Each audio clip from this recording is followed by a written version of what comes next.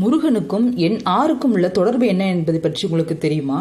முருகப்பெருமானை சஷ்டி திதி மற்றும் கார்த்திகை நட்சத்திரத்தில் விரதம் இருந்து வழிபடுவது சிறப்பு.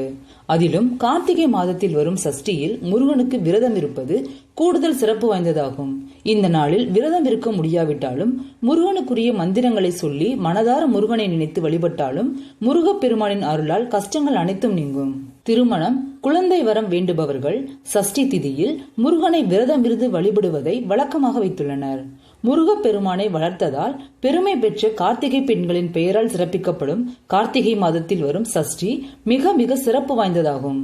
அதிலும் கார்த்திகை தேய்பிரை சஷ்டியில் விரதம் இருந்து முருகனை மனதார வழிபட்டால் நம்முடைய கஷ்டங்கள் அனைத்தும் தேர்ந்து போகும்.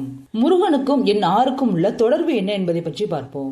சிவபெருமானின் நெற்றிக்கண்ணில் இருந்து வெளிப்பட்ட 6 தீப்பொறிகளில் இருந்து முருகப்பெருமான் தோன்றியதால் அவருக்கு எல்லாமே 6 என்ற அடிப்படையிலேயே உள்ளது. முருகனின் மந்திரம் 6 அட்சரங்கள் கொண்ட சரவண பவ என்பதாகும். முருகனுக்குரிய சொந்த வீடுகளாக 6 படை வீடுகள் கருதப்படுகின்றன. இவை எல்லாவற்றையும் விட 6 கார்த்திகை பெண்களால் வளர்க்கப்பட்ட முருகனை அன்னை பார்வதி ஒன்றிணைத்த போது 6 முகங்கள் கொண்டவராக முருகப்பெருமான் திகழ்ந்தார்.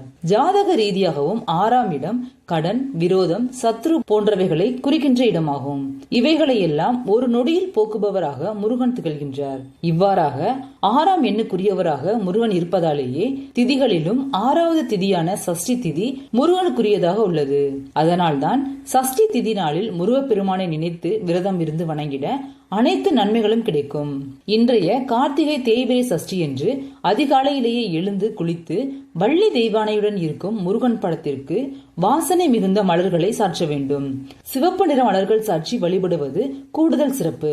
நெய் அல்லது நல்லெண்ணெய் கொண்டு விளக்கேற்றி ஏதாவது இனிப்புகளை நெய்வேத்தியம் செய்திட வேண்டும். இந்நாளில் காலை முதல் மாலை வரை விரதம் இருந்து கந்த சஷ்டி கவசம், சண்முக கவசம், திருப்புகழ் போன்ற பாடல்களை பாடி வணங்க வேண்டும். மாலையில் அருகில் இருக்கும் கோவிலுக்கு சென்று முருகப்பெருமானை வணங்கி வீடு திரும்பியதும் விரதத்தை முடிக்கலாம். கார்த்திகை தேய்பிரை சஷ்டி அன்று வேல் பூஜை செய்து வழிபடுவது சிறப்பு. முடிந்தவர்கள் வேலுக்கு அபிஷேகம் செய்தும் வழிபடலாம்.